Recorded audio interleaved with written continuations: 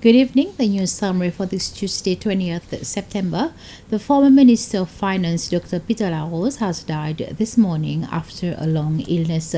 Dr. Larose was appointed Minister for Finance, Trade and Economic Planning in November 2016.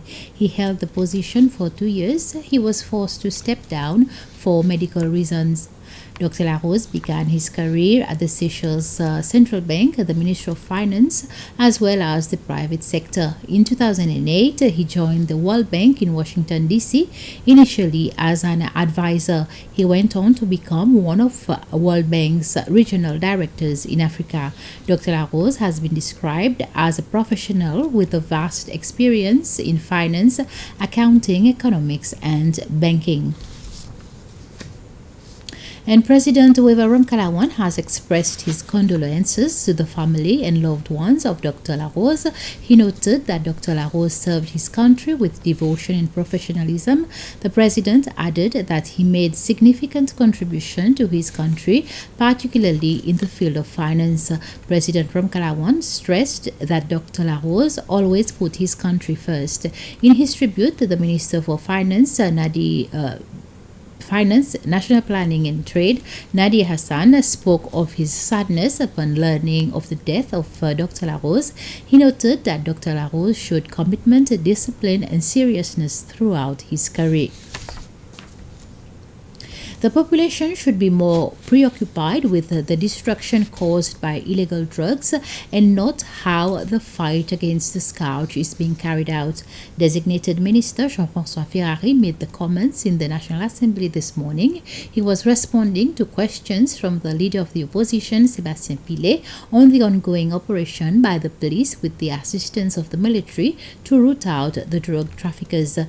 Minister Ferrari added that the drug trade is being carried out in communities where drug dealers put children and elderly at risk. A new tariff system for taxi will come into force before the end of this year. The new tariff will bring down the price of taxi services, said Transport Minister Anthony Deschamps. He made this announcement in the National Assembly this morning, responding to a question from Bilazar MNA François Adelaide.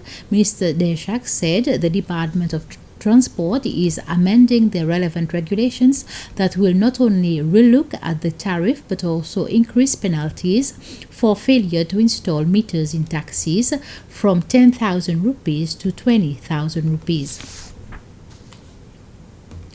The Landscape and Waste Management Agency, LWMA, is calling on people to stop throwing their rubbish everywhere, especially businesses that are contracted to put their rubbish on the landfill. This morning, the agency was needed as there was an alert where there was illegal dumping. This is the fourth time that this has happened. When LWMA arrived on the site, they saw a lot of rubbish like plastics and cardboard. They were able to analyze it to see if they could find out who would be responsible, and fair enough, they found receipts which uncovered that it was from two shops from the north, which could have been a driver from the shop who decided to dump their litter. LWMA and their partners in the enforcement units were able to find the possible suspects who may be responsible for this illegal dumping, and they are ahead with the investigation.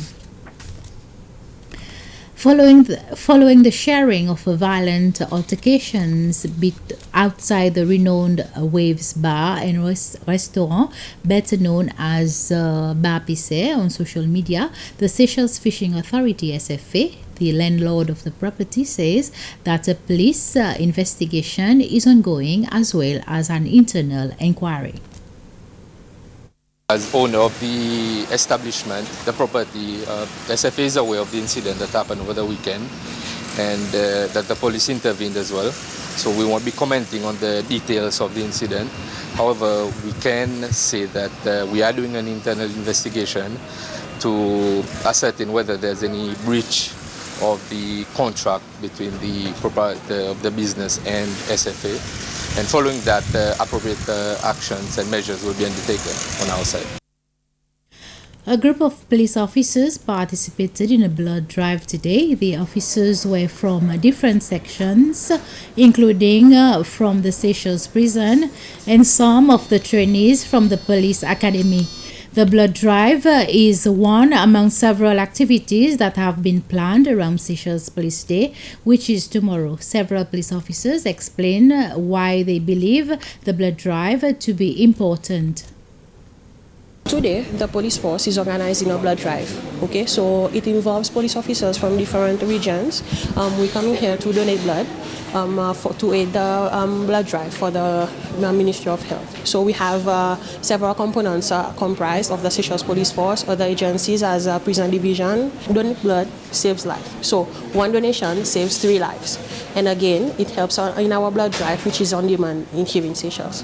We really appreciate that the police department has come to assist the hospital. That is our goal, to ensure that everyone gets involved in this the blood issue, because it involves everyone.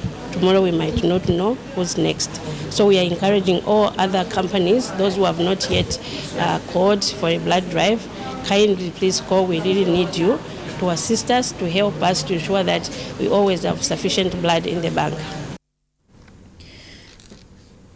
There will be a hotel at Grand Bab Silhouette once IDC identifies an appropriate investor who is willing to invest in this project. Grand Bab is located on the southwest of Silhouette. A new hotel that IDC wants to build on that part of the island will add to the existing 3 tourism establishment on the island. The deputy CEO of IDC, Christian Lyonnais, says IDC is putting emphasis on the sustainable, eco-friendly resort.